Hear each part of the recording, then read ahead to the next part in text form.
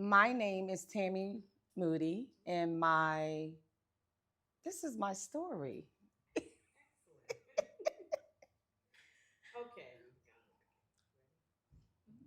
Can you share with us how your journey with substance or alcohol use began and how it evolved over time?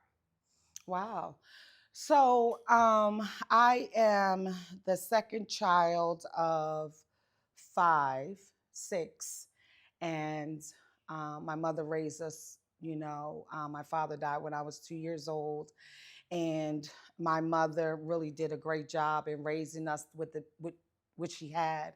And but I always wanted more. I was never satisfied. I was that kid that uh, wanted a different family. I felt like I wanted to be adopted from someone, and it kind of comes to a place. And looking back, that my uncle, he had wanted to adopt me as a young girl when my father had passed. And so, in the midst of that, the thought process of wanting to be different, wanting to be somewhere else, I began to explore a lot of different things. Um, when I became around 10 years old, I was molested by one of my uncles. And I know that today, and I got to share this piece about it because. And it wasn't until I got into recovery that I knew that I was molested because I was a little girl searching for love. And I was also looking for acceptance. And I was playing around with this other guy, wanting to be in with the children of my age, fast and moving quickly, searching for something. And I didn't want the little boy to do it. So I talked to my uncle. And I know that's ironic. It seems like, oh my goodness gracious, but that was my story. I talked to my uncle and I said, listen, I don't want the little boy to be laughing at me.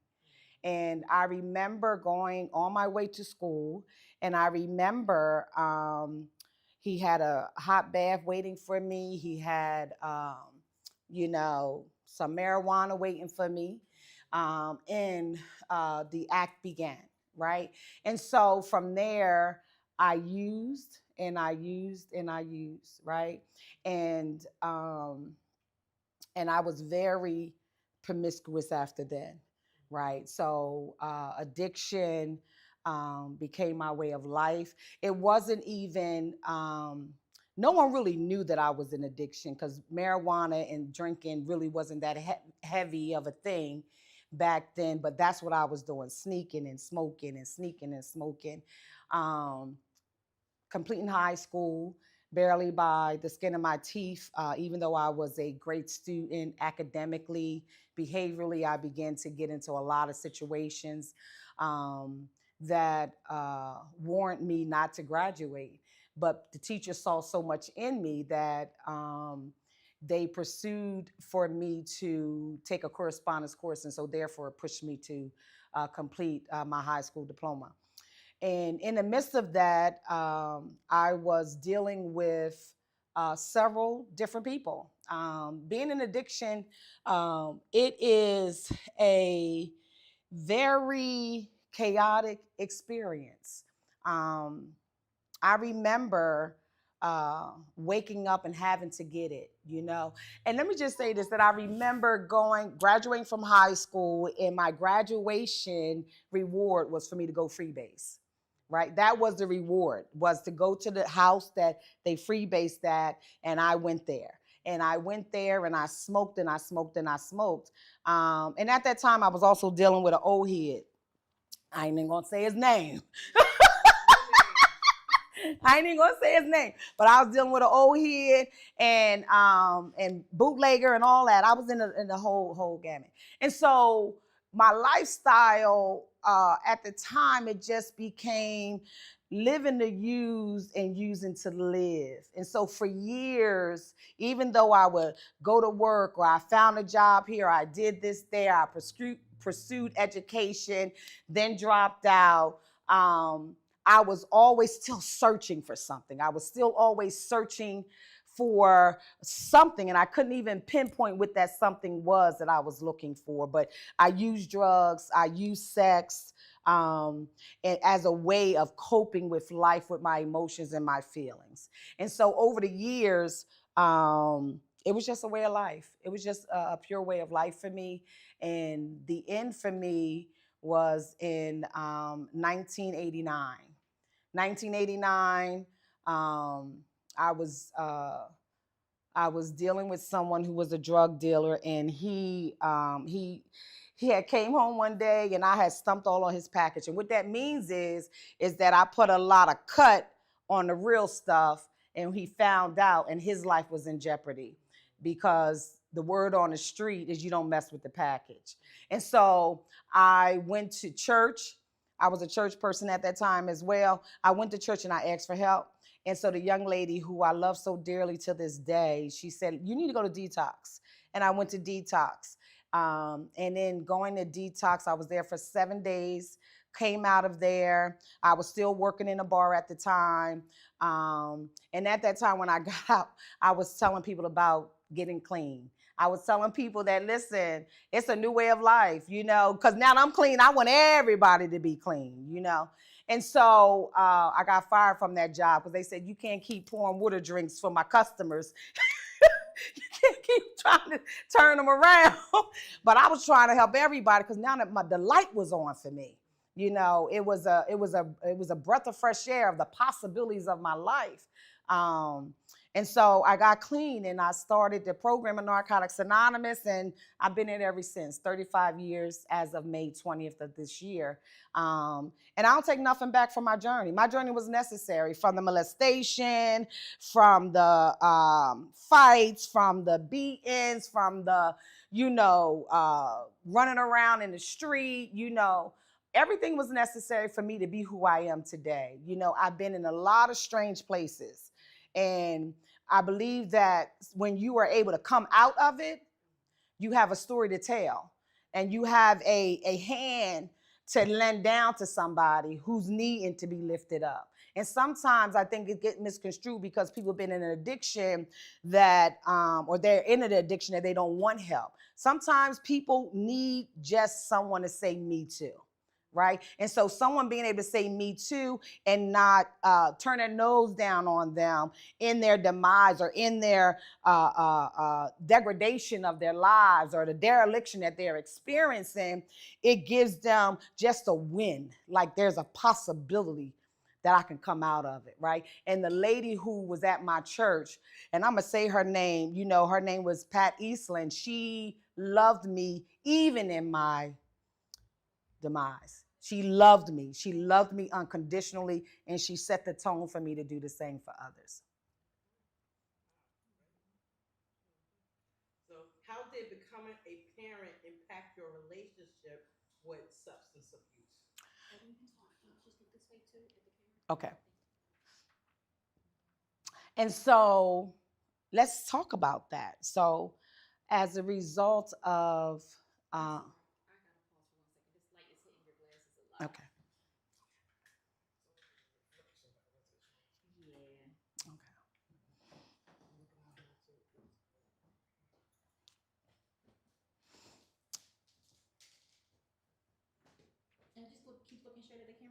Okay.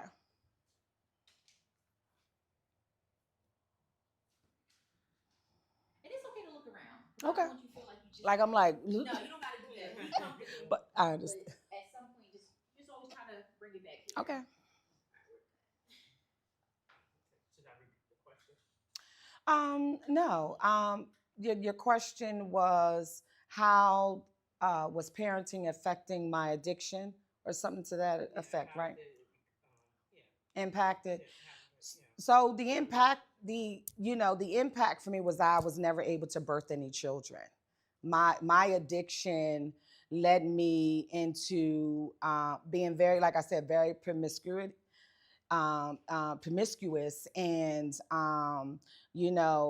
having doing favor for favor, and having various uh,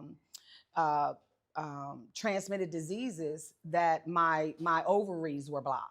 And so didn't know the total impact of that until I really got clean, when I really wanted to have children. And so I remember going to the fertility doctor with my one of those husbands of mine, and I remember going to the fertility doctor, and we did all the tests. We his sperm, my count, everything. And when they did all the work, they said, "Listen, you have severe blockage, and in order for even a possibility of conceiving, you would have to do major surgery." And so my heart sunk, and I grieved a long time, and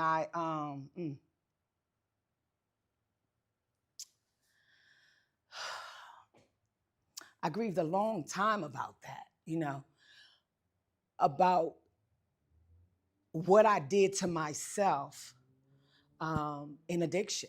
You know, if I could do that piece over again, I would. About the piece about continue to contract a venereal disease, I would, because I wanted the experience of being birthing a child. But God is so good. He's so good to me. He's so good to me, And his goodness to me was I was able to have a godson, my first godson, um, from birth. And I raised him until he was like 6 years old, and his mother took him back. And from there, I was the godmother to so many children, and I am to so many children. Um, and I'm a mother. I'm a mother in the capacity, and I'm a parent because my godson, I am raising his daughter, and I've had her since she was 2 months old, and she is 10. And so I have been able to have that experience along with, I have an adopted son. My husband and I adopted um, a little boy. And so he's 14, taller than tall, and my granddaughter is 10. And so the addiction did affect the birthing, but it didn't affect the motherhood. It didn't affect the parenting, because God has given us all the ability to be a mother. He's blessed us to do that in whatever capacity that may look like. Can you describe a moment that you realized changes were needed in your life regarding substance abuse? Mm. A pivoted moment. Wow, I was just talking to my mother about this. This is so funny. This is so funny. I was just talking to my mom about this. We had just rode down on Old Newcastle, well, actually, Airport Road. And I remember I was at work at a temp job, and I had smoked all night long. And then they wanted me to come to work in the middle of the night. And I remember it as clear as day. My mother never knew I was using. I mean, no one, because I kept it to a degree to certain people. I was kind of like the functioning addict. And so I had to call my mom in the middle of the night to come get me, because I was on a dark road walking down the highway. And that was significant for me, and just the look on my mom's face. Not there was disgust or anything like that, but just that I broke in my mother's heart, because I was the child that's supposed to excel, and I do, and I have. But at that moment, I felt like I really, really just let her down. And so at that moment, I felt like it was necessary to do something as well. Although I didn't do it right then, it happened probably a couple of days later, when that incident happened with my significant other, and I went into detox. Hmm. And even though you realized it at that moment, what prevented you from moving forward? I had one more in me. Okay. The reality of it is, you may be ready, but it's like I gotta get one more smoke. I gotta get just one more. I just gotta get one more, and that be the mindset. I need to use one more time. I got to get it all out of me. And that's what I did. And I smoked and I smoked and I smoked again. And then I was over it. I was like, this is overrated. I supposed to be better than this. I have other things to do with my life. I was supposed to be going to fashion design school. I was supposed, I just looked at it was like an epiphany. Like, I looked at all the things that the teachers used to tell me, the things that my mother used to tell me about who I am and who I'm supposed to be, what's ahead for me. It all came flashing to me. and I was looking at what I become, what I had became, on the floor searching for rocks, doing dirty things to get one more, with the same people. Like I remember getting Lord God, I remember, people say, you was a prostitute. No, I was a call girl because I called people up on the phone. I didn't go stand on the corner. I had certain people that I knew I could call and who would give me the money that I needed, right? And that's what I did, And I remember one guy, he had said that he didn't have his just due, and I burnt his house down because, listen, you ain't going to engage with me and not pay me. Oh, okay, that's another story. We'll talk about that at another time. But but change was necessary, okay? Because when you start wanting to take other people's lives and do other things like that as a result of being in active addiction, change is necessary. That's not what my mom raised me to be. That wasn't my future. And so being clear, when you have like a moment of clarity, you come to a place to say, whew, this is not the way my life is supposed to be. I need more, and I got to be in a proper position to go after more. And that means that I got to say no to me. And when you say no to yourself about using to escape reality, because it's a good thing in your mind to want to escape. Escaping is a reality. I don't want to feel. I don't want to deal. I don't want to handle all of my emotions surrounding my childhood or my father dying or the interactions inappropriately with men, and I don't want to deal with that. Let me numb myself. And that was just what it was, numbing, only to have to numb again and numb again and numb again and numb again. And when you're numbing again and numbing again, you eventually got to come off of it. You eventually got to come down. And when you come down, you still got to deal with the truth. You've been doing a lot of bad things. You're not a bad person, but you've been doing a lot of bad things. And you might want to change some things because God got great things in store for you. And I was still going to church. I was still singing on the choir. But, I was thinking about the preacher too. I was thinking about getting a preacher. I was about, I got the deacon off the deacon board, took him to Air Mingo. I'm just talking about life, right? You know. Okay. So, I'm just saying. Okay. Ask me another question. Okay. Let me see. How did you decide to seek support, and what was that experience like for you? Well, I think that I really pretty much said that the help that I received, I went to deep. The pastor? No, the past child. No, No, not honey. The past. pastor. No, the past was gonna be one of my Johns, and so no, no. The other The lady. right, Yes. right, Miss Eastland. Yes. Yes, Okay. yes, Yes. yes. Okay. So Okay. she connected me with the detox, and from there I've been clean ever since. Yeah, Awesome. I haven't had a reason or an excuse to go back out and use any drugs or anything like that. I like eating though. One substance leads to another when you are on this journey. But for sure, using a drug is not an option for me. I believe that changing the way that we think instead of, you know, changing people induces the ability for us to change our emotions, right? And so when I think differently, I feel differently. And so that means positive reinforcements with the affirmations, with my spiritual journey, with doing step work, with, being around supportive people. I do a lot in the community. I do a lot in the Narcotics Anonymous program. I do a lot in ministry, and I just believe that making a different choice comes from thinking differently, believing differently. When I go back to a place of um, I'm not worthy, or when I go back to a place of I'm not enough, uh, I think about his goodness and his mercy. I think about where he brought me from. I really think about um, the blessings that he has bestowed upon me as a result of where I've been through, what I've been through. Okay. Yeah. What advice would you give some other people who are currently struggling with abuse? I would say if you struggling, sweetie, honey, dude, honey, boo, get help. And that you're worthy. And that no matter what it feels like, no matter what it looks like, there's someone out here to hold the hand and tell you to come on because we got you. You know, we've been there, we've done it. Um, and if you have to come in and leave and come in and leave, guess what? We're still going to be here because there's people who have hold the line, you know, held the line for me.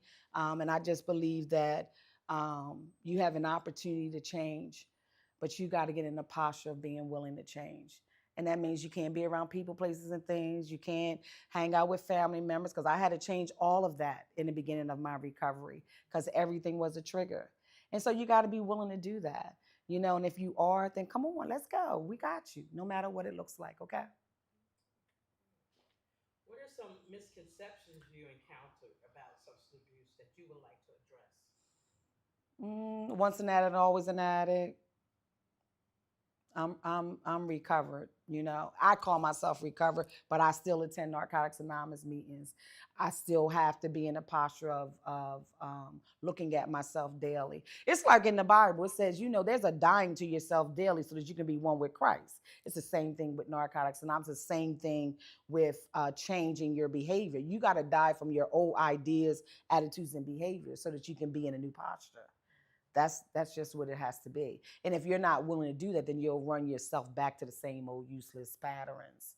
You know, so it's important that you be around a group of people who are not condoning, but that are pushing you to your greatness, and that they see you, not just see what you have, but they see you, and that they don't have a problem confronting you about your behavior. Looking back, what would you say has been the most rewarding aspect of your journey in recovery? Mm, I have so many. So I have so many. So I have the ability to be a parent. I've been mothering for the last. My son, oldest son, is 30, 35. I've obtained my bachelor's degree, my master's degree. Um, I have um, I have a wonderful family who I love. I have supported women all across the country. I mentor a lot of women throughout Boston, California, New York. And, you know, being in ministry and being able to lend a hand is one of my greatest attributes because I know where you've been and I know where you're trying to go. And I want to help see you get to where you got to go. And it's simple. It's not a whole bunch of bureaucracy. It's not a whole lot of these, those, and thous. It's just like, sis, bro, what you need? I got you. We can do this. You know, simplicity. We ain't got to be all fancy with the words, even though I can talk eloquent as well. But people need real life. They need real experiences. They need truth. You know, and so I'm able to provide that. So those are some of my great treasures. Mm-hmm. Well, thank you. Do you have anything to add? But that concludes our interview. We appreciate you coming. Did you want to give any more words to the audience? I would like to say that for anyone who has been on this journey and who has had the opportunity to actually birth children, I wanted to thank you for birthing them. But I also want to thank you when you come to a place in your life and you feel like you're unable to care for them, that you give them to a loving, caring person that is able to raise them and love them and able to speak life into them. And I want to thank you because I know that's a hard thing to do, you know, to give up your child, you know, for someone else to take care of them because just at that time you're not able to. I want to thank you for choosing their life, not taking their life, but choosing their life and choosing their life for someone else. Because I am truly blessed because someone else chose to give their child life. Thank you.